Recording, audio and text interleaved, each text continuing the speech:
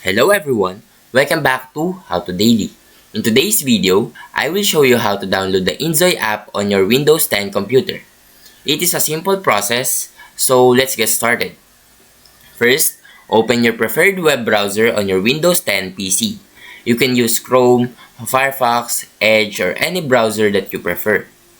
Next, go to the official Inzoi website by typing the URL into your browser's address bar and hitting enter. On the Inzoi website, look for the Download for Windows button.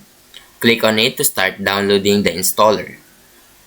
Once the download is complete, open the installer file and follow the on-screen instructions to install Inzoi on your Windows 10 PC.